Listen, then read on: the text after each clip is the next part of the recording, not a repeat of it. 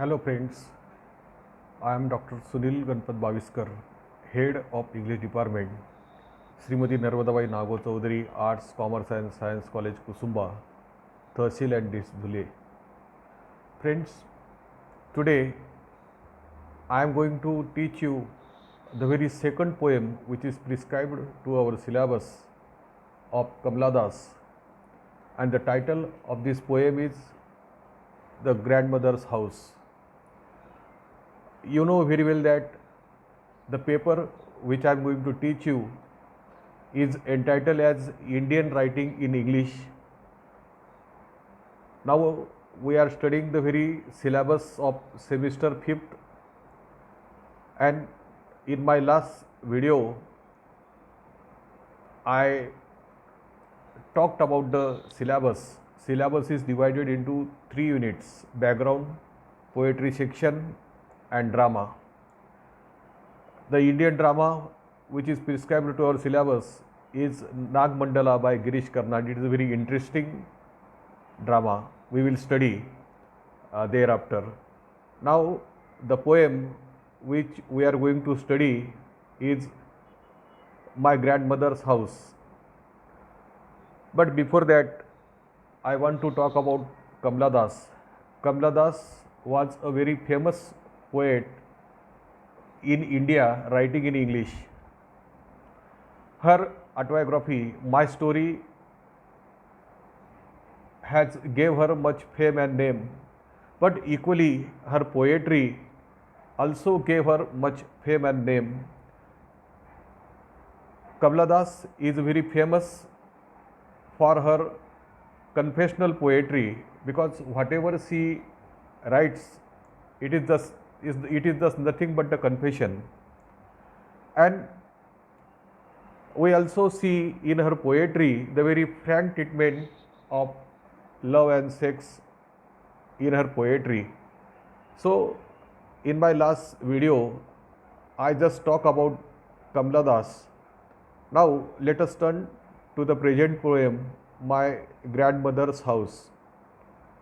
My Grandmother's House is a very little poem, but this poem is very significant and very symbolic, because Kamla Das doesn't get much love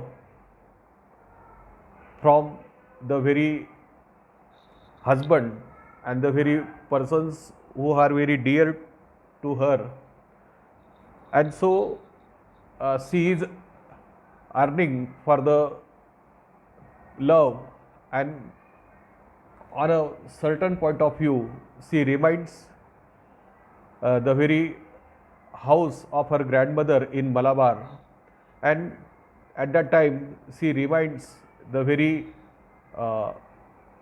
grandmother's house which is situated in Malabar. Now let us see what she actually says. There is a house now. Now means now she is married and she is living with her husband, and her grandmother is also died, and grandmother's house is in Malabar, and now she is living in a city and which is far away. There is a house now far away means presently in which city she is living. From there her grandmother's house is very long, very far away.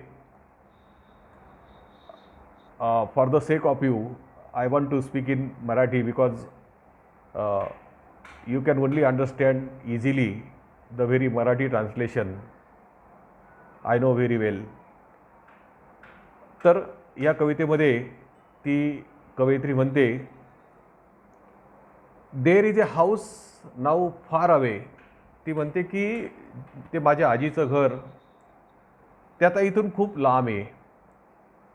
Where once I received लव, की जिथे एकेकाळी मला खूप प्रेम मिळालं, मला एकेकाळी खूप प्रेम मिळालं. दॅट वुमन डाईड, म्हणजे ती सांगते की तिची आजी आता नाही आहे या जगामध्ये, देवाघरी गेलेली आहे. The house withdrew into silence. बघ आता ही जी ओळ आहे ती खूप छान आहे, म्हणजे पर्सोनिफिकेशन वापरलेलं आहे. द हाऊस विड्रू म्हणजे ते घर चाललं गेलं. आता घर कुठं चालतं का? पण या ओळीमध्ये personification, the figure of speech इथं वापरलेलं आहे. Personification, the house withdrew into silence, म्हणजे आजी मेल्यापासून ते घरसुद्धा अगदी शांत होऊन गेलं. Snakes moved among books. आता हे अर्ध वाक्य वाचून फायदा नाही आहे. स्नेक्स मूड म्हणजे साप फिरायचे पुस्तकांमध्ये, असा त्याचा अर्धा अपुरा अर्थ नाही घ्यायचा. तर पुढचं वाचावं लागेल. Snakes moved among books, I was when too young to read. आता हे रिमोटूचं वाक्य आहे. आपण ग्रामरचा जर विचार केला, I was then too young to read, to read, तर ती म्हणते की जेव्हा मी लहान होती तेव्हा त्या पुस्तकं पाहून मला अगदी साप अंगावरून चालल्यासारखं वाटायचं. असा तो इथं सापांचा अर्थ आहे. म्हणजे ॲक्च्युअली तर साप वगैरे काही येत नाही आहे. अतिवोळ पुन्हा वाचू आपण. Snakes moved among books, I was then too young to read and my blood turn cold like the moon. आणि ती म्हणते की ते पुस्तकं वाचल्यानंतर जसं अंगावर काटे यायचे. आता साप अंगावरून गेलं आपण शब्दशः अर्थ नाही घेऊ शकत, पण आपण असं म्हणतो की तिच्या अंगावर काटे यायचे ती पुस्तकं बघून.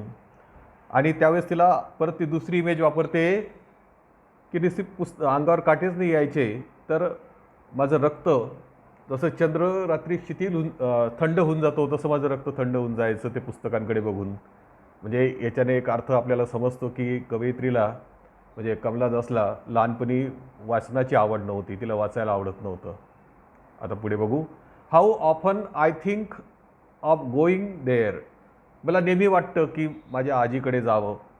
आता सगळ्यांनाच वाटतं की आपण सुट्ट्या असल्या की आजोळी जावं, मामांकडे जावं, आजीकडे जावं. तर त्या कवयित्रीला पण वाटायचं की आपण आपल्या आजीकडे जावं. How often I think of going there to peer through blind eyes of windows. आता टू पियर म्हणजे काय? ढुंकून बघणे, म्हणजे एखाद्या लहानशा छिद्रातून बघणे. To peer through blind eyes of window.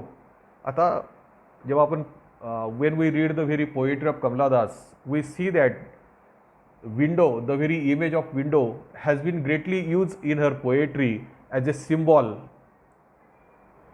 To peer through blind eyes of windows means windows are called as blind because nothing sees after the window, behind the window. So to peer through blind eyes of windows or just listen to the frozen air. म्हणजे बघा, खेडेगावांमध्ये जर आपण पाहिलं, आता ही कविता खूप जुनी म्हणजे जवळजवळ 70च्या दशकामध्ये लिहिली गेलेली असेल. तर ह्या इतक्या जुन्या काळी त्या घरांचे दरवाजे किंवा खिडक्या असायचे ना, त्यांना असे होल असायचे. त्या होलमधून लहान पोरं असे घरात बघायचे. तशी ही सवय या कमला दासला पण होती. आणि ती त्या खिडकीच्या होलमधून मध्ये बघायची. पण आता मध्ये बघून काय दिसणार आहे? सगळं अंधार दिसणार आहे. सगळं अंधार आहे तिथं.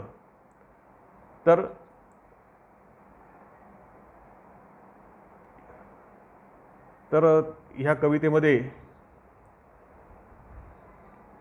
ती पुढे म्हणते की just listen to the frozen air, म्हणजे तिथली जी थंड हवा आहे त्या थंड हवेचा आवाज तिला ऐकायचा आहे तिच्या आजोळचा.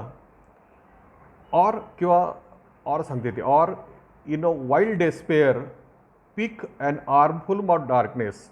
किंवा अगदी डिस्पेअर म्हणजे दुःख होणे किंवा असं नाराज होणे. Or in a wild despair pick a armful of darkness. Armful of darkness म्हणजे काय? मुठभर अंधार. आता अंधार असं मुठीत धरता येत नाही, पण ही कवयित्री तिच्या भावना व्यक्त करते. ती म्हणते की तिथे गेल्यानंतर असा एक मुठभर अंधार पकडून आणायचा, हातामध्ये मुठीमध्ये धरून आणायचा. Pick an armful of darkness to bring it here. आणि तो कुठं आणायचा? आता जिथं ती शहरात राहते तिथं. To bring it here to lie behind my bedroom door. आणि तो अंधार माझ्या बेडरूमच्या दरवाजाच्या मागे ठेवायचा, टाकायचा. Like a brooding dog. आणि तो अंधार तो एखाद्या पाळीव कुत्र्यासारखा तो माझ्या सांगितल्याप्रमाणे तिथंच बसेल. जसं आपला पाळलेला कुत्रा असतो तो जसं आपल्या आज्ञेचं पालन करतो तसं तो अंधार. आता तो अंधार म्हणजे आपण शब्दशः अर्थ नाही घ्यायचा. तो अंधार म्हणजे त्या कवित्रीच्या आठवणी लहानपणाच्या, जेव्हा ती आजीकडे होती त्यावेळच्या तिच्या आठवणी, त्या आठवणी तिला मुठीत धरून आणायच्या आहेत. पुढे म्हणते कवयित्री, you can not believe darling. म्हणजे ती आता ह्या डार्लिंग शब्दावरून असं लक्षात येतं की ही कवितेमध्ये अजून कोणीतरी आहे, एक व्यक्ती. त्या व्यक्तीला ती कविता सांगितली जाते. कदाचित ती व्यक्ती तिचा हजबंड असेल किंवा मित्र असेल किंवा लव्हर असेल किंवा कोणी असेल. पण आपण थोडंसं मन मोठं करू, आपण असं समजू की जसं ती आपल्याला सांगते वाचकांना. तर ती म्हणते, यू कॅन नॉट बिलीव्ह, तुम्ही विश्वास ठेवणार नाही मित्रांनो. कॅन यू ठेवू शकतात? That I lived in such a house and was proud and loved. कारण तुम्हाला विश्वास बसणार नाही, मी अशा घरात राहायची की ज्या घराचा मला अभिमान वाटतो आणि ज्या घराने मला खूप प्रेम दिलं. I who have loss my way and beg now. आणि त्यानंतर काय झालं, ते घर मी सोडलं म्हणजे मी माझा रस्ताच विसरली. And beg now at strangers door. आणि स्ट्रेंजर म्हणजे परके, आणि परक्या लोकांच्या दरवाजावर मी तो दरवाजा ठोठावते आणि काय मागते, डोअर्स टू रिसीव्ह लव, प्रेम मागते. At least in A small change. म्हणजे थोडेफार पैशांच्या बदल्यात किंवा कशाच्याही बदल्यात मला थोडंफार तरी प्रेम मिळावं असं मला वाटतं.